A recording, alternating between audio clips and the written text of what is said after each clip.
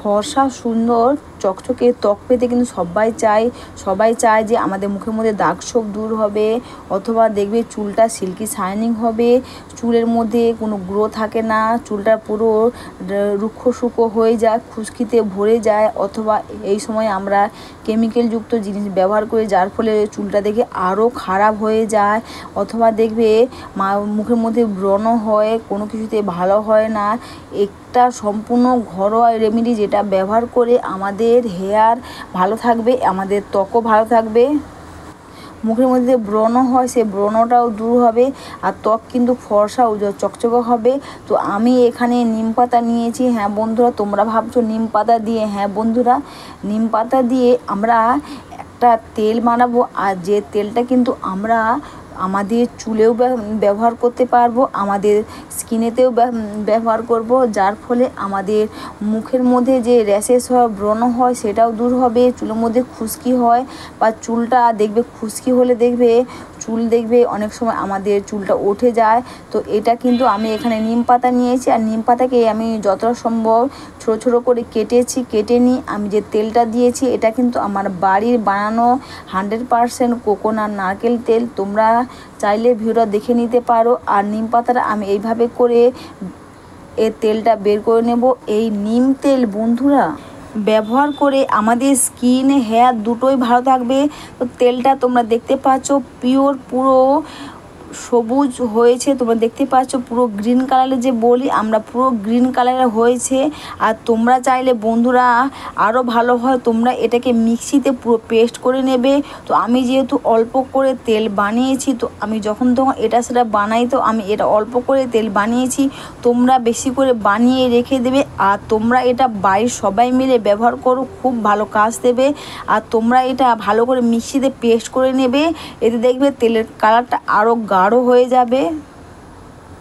তো বন্ধুরা তোমরা দেখতে পাচ্ছ তেলের কালারটা পুরো পিওর সবুজ কালারের হয়েছে। হ্যাঁ বন্ধুরা, দেখবে মুখের মধ্যে র্যাশেস হয়, ব্রণ হয়, তোমরা হাতের মধ্যে নেবে আর নিয়ে পুরো মুখের মধ্যে এইভাবে আলতো করে লাগাবে, দেখবে মুখের মধ্যে ব্রণ বা র্যাশেস হয়।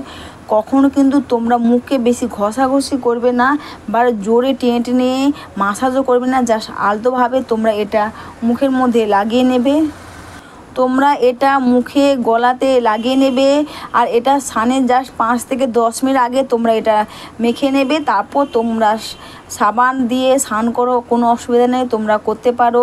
এটা পুরো এইভাবে মেখে নেবে, খুব ভালো কাজ দেবে। তো এখন গরমকালে দেখবে অনেকের মধ্যে ঘামাচি বা র্যাশেস হয়, তো এটা তোমরা ব্যবহার করে দেখবে খুব ভালো কাজ দেবে। পুরো পিওর কিন্তু এটা গ্রিন কালারের হয়েছে। এরপর যখন তোমরা মাথাতে ব্যবহার করবে, তোমরা কিন্তু অবশ্যই একটা পাত্রের মধ্যে তেলটা ঢেলে নেবে, আর ঢেলে নিয়ে তারপর ব্যবহার করবে। এক জায়গা থেকে কখনো তোমরা স্কিনে বা হেয়ারে বা ত্বকে একবার কিন্তু তোমরা ব্যবহার করবে না, যে কন্টেনারে রাখবে সেখান থেকে অন্য একটা পাত্রের মধ্যে কিন্তু অবশ্যই তোমরা এটা ঢেলে ব্যবহার করবে।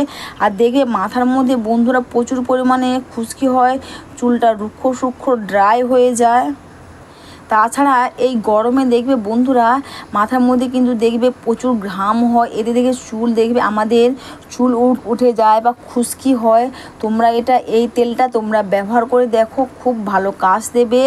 দেখবে আমাদের চুল যে উঠে যায়, চুল ওঠা বন্ধ হবে, মাথার মধ্যে খুশকি দূর হবে। দেখবে যাদের মাথায় প্রচুর পরিমাণে খুশকি হয়, তাতে দেখবে চুল কিন্তু প্রচুর পরিমাণে উঠে যায়, আর চুলটা কিন্তু রুক্ষ সূক্ষ্ম ড্রাই হয়ে যায়। আর দেখবে নতুন চুল গজায় না, চুলটা কিন্তু ঘন আর লম্বা কোনো কিছু হয় না।